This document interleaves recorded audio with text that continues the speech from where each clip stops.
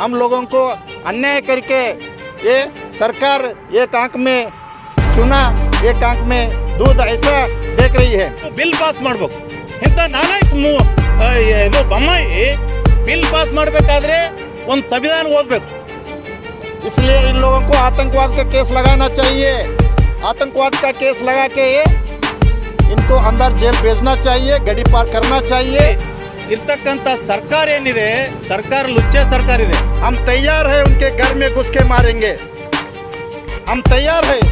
ಇಲ್ಲಿ ಬಹಳಷ್ಟು ವ್ಯಾಪಾರ ಉದ್ಯೋಗ ಮಾಡಿಕೊಡ್ಲಿಕ್ಕೆ ಅವಕಾಶ ಮಾಡಿಕೊಟ್ಟಂತ ಈ ಬಿಜೆಪಿ ಸರ್ಕಾರ ನಾಲಾಯಕ ಸರ್ಕಾರ ಇದು ಸ್ಪಷ್ಟವಾಗಿ ಹೋಗ್ಬೇಕು।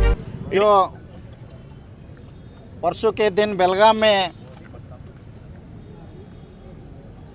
जिधर रहने वाले महाराष्ट्र के लोग MES संगठन के जो लोग हैं वो लोगों ने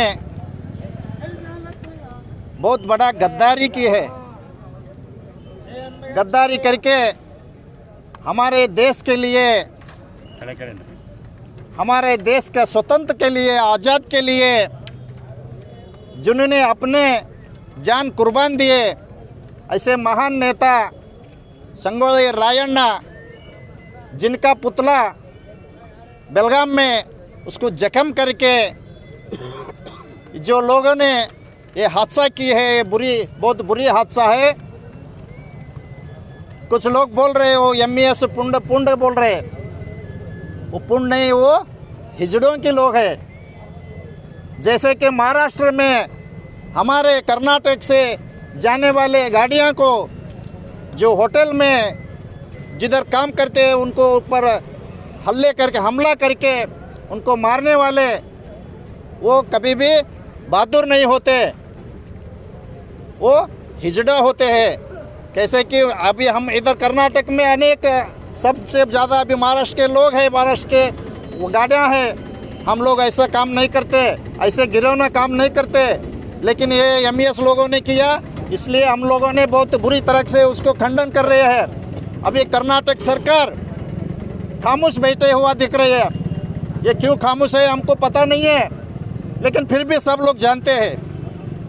ये क्यों पता है, सब लोग हम जानते हैं ये खामोश क्यों है। ये ऐसे ही खामोश रहते तो एक दिन कर्नाटक में आग लगेगी, एक दिन कर्नाटक में आग लग के यहाँ पर चैन छीन जाएगी। इसलिए ये जो सरकार है इमीडिएट एक्शन लेना चाहिए। ये जो हादसा किए वो लोगों को कर्नाटक से बाहर करना चाहिए। वो लोगों को देशद्रोही का जो सेक्शन है वो उसके ऊपर देशद्रोही के नाते केस लगाना चाहिए। वो लोगों के ऊपर अपने जो कर्नाटक राज्य का ध्वजा है, हम लोग कर्नाटक में भारत देश में एक शांति प्रिय देश किधर भी एक है बोले तो वो कर्नाटक है। हमारे कर्नाटक में कभी भी जात भेद कभी भी नहीं है ज़्यादा, हम लोग शांति से रहते हैं, सब जो मिलजुल के रहते हैं। ऐसे हमारा एक राष्ट्र ध्वज राज्य ध्वजा, वो ध्वजा को आग लगाए, ऐसे आग लगा के ये लोग आतंकवाद फैला रही है। इसलिए इन लोगों को आतंकवाद का केस लगाना चाहिए। आतंकवाद का केस लगा के इनको अंदर जेल भेजना चाहिए, गड़ी पार करना चाहिए। हमारे देश के लिए अनेक महान पुरुष, अनेक महान स्वतंत्र सेनानी अपने जान कुर्बान देख कर आज के हम स्वतंत्र जी रही है भारत देश में। ऐसे महान व्यक्तियों को ये लोग हमला कर रहे हैं। एक तरफ सरकार हम लोगों के जो बैकवर्ड लोग हैं, जो कोली कब्बलिगा है, जो दलित है, जो अनेक कुरुब है, ऐसे छोटे छोटे लोगों के जो छोटे छोटे वर्गों को सरकार एक तरफ अन्याय कर रहे हैं, इनको सहूलत नहीं दे रही है।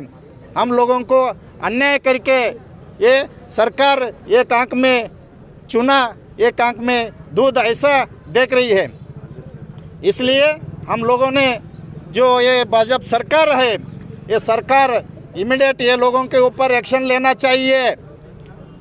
अरे जिधर दूसरे जगह में या चीना में, पाकिस्तान में कुछ भी होता है तो बहुत भारी संख्या में मोदी साहब आवाज़ करते हैं, होम मिनिस्टर आवाज़ करते हैं, लेकिन कर्नाटक में ऐसा हादसा हो रहा है, इंडिया में हो रही है, आप चुप खामोश क्यों है?